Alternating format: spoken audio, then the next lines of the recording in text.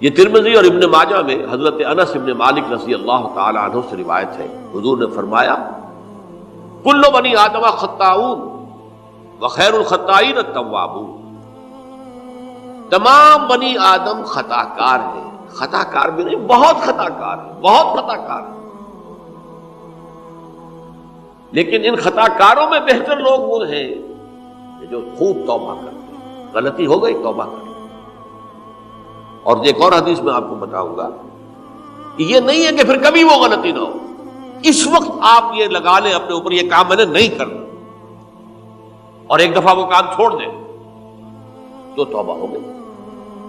پھر اگر کچھ عرصے کے بعد پھر کہیں آپ جذبات کی رو میں بہہ گئے، پھر کہیں کوئی برے اثرات جو ہے وہ پڑے، پھر غلطی، کوئی بات نہیں، پھر توبہ، پھر ہو گیا پھر توبہ کرو۔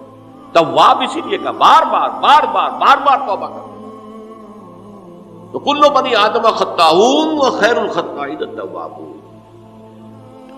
دوسری حدیث یہ بھی ابن ماجہ اور بہقی میں ہے، حضرت عبداللہ ابن مسعود رضی اللہ تعالی عنہ، التائب من الذنب کمن لا ذنب له،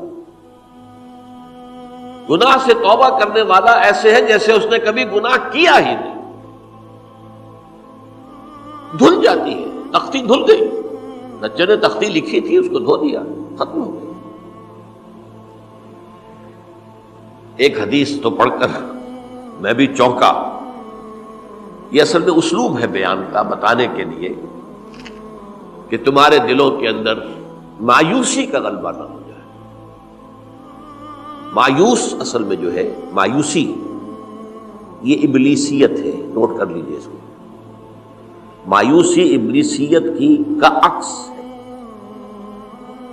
مبلس کہتے کسے؟ جو مایوس ہو گیا۔ ابلیس سب سے بڑھ کر مایوس جو ہے وہ ابلیس، اسے معلوم میرا چھٹکارا تو نہیں ہے، لہذا میں جتنوں کو اپنے ساتھ لے کر جہنم میں جھونک دوں، یہی میری کمائی ہے، میں نے تو بچنا نہیں۔ تو ابلیس کہتی ہے اس کو جو انتہائی مایوس، مبلس، جو رحمت خدا بندی سے مایوس ہو چکا۔ اب اس کو دور کرنے کے لیے حدیث سنیے، اور یہ حدیث مسلم شریف کی ہے، صحیحین کے اندر، حضرت ابو ہریرہ سے۔ حضور فرماتے ہیں والذی نفسی بیدہ، قسم ہے اس ذات کی جس کے ہاتھ میں میری جان ہے، لو لم تذنبوا، اگر تم لوگ گناہ نہ کرتے، لذهب اللہ بکم، تو اللہ تعالیٰ تمہیں لے جاتا کہیں اور، وَلَجَاءَ بِقَوْمٍ يُذْنِبُونَ، اور پھر کسی ایسی مخلوق کو پیدا کرتا ہے جو گناہ کرتے، فَيَسْتَغْفِرُوا اللَّهَ، اور پھر وہ اللہ سے استغفار کرتے اور توبہ کرتے، فَيَغْفِرُ لَهُمْ، اور اللہ تعالیٰ انہیں معاف کر دیتا۔ اسی سے ملتی جلتی ایک حدیث ہے، یہ امام احمد اور امام بہقی لائے ہیں، اور اس کے راوی حضرت علی ہے رضی اللہ تعالی عنہ۔ ان اللہ یحب العبد المؤمن المفتن التواب، ان اللہ یحب، اللہ تعالی محبت کرتا ہے اپنے اس بندے سے، العبد المؤمن، جو مومن ہو۔ اس کی ایک اور بڑی پیاری حدیث آئے گی، المفتن التواب، جو بہت فتنوں میں مبتلا ہو جاتا ہو اور پھر بہت توبہ کرتا ہو، مفتن التواب، لیکن ساتھ ہی پلٹتا ہو، رجوع کرتا ہو، پھر اللہ کے حضور میں حاضر ہوتا ہو، پھر معافی مانگتا ہو۔ اللہ تعالیٰ کو اپنا ایسا بندہ بہت پسند ہے۔ اب میں کچھ اور حدیثیں آپ کو سنا رہا ہوں۔ توبہ کا دروازہ دو اعتبارات سے کہا گیا ہے کہ ایک وقت آنے پر بند ہو جاتا ہے۔ ایک حدیث کے تو الفاظ میں نوٹ کر کے نہیں لایا ہوں کہ اللہ تعالیٰ نے توبہ کا ایک دروازہ اتنا چوڑا کھلا رکھا ہوا ہے کہ جس کو عبور کرنا جو ہے وہ سال ہا سال میں ممکن ہو، اور یہ بند نہیں ہوتا جب تک کہ سورج مغرب سے طلوع نہ ہو جائے۔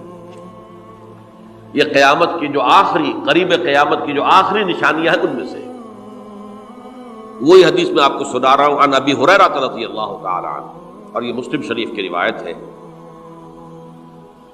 من تاب قبل ان تطلع الشمس من مغربها تاب اللہ علیہ، سورج کے مغرب سے طلوع ہونے سے قبل تک جو لوگ توبہ کریں گے اللہ تعالیٰ ان کی توبہ قبول کر لے گا۔ البتہ جب وہ قیامت کی وہ نشانی ظاہر ہو جائے کہ سورج مغرب سے طلوع ہو رہا ہے، اب دروازہ توبہ کا بند ہے، اب اس کے بعد اگر توبہ کوئی کرتا ہے تو اللہ تعالیٰ اس کی توبہ کو قبول نہیں کرے گا۔ یہ تو اجتماعی سطح پر ہوئی، انفرادی سطح پر۔ عن عبداللہ ابن عمر رضی اللہ تعالی عنہما عن النبی صلی اللہ علیہ وسلم قال ان اللہ عز وجل یقبل توبۃ العبد ما لم یغرغر۔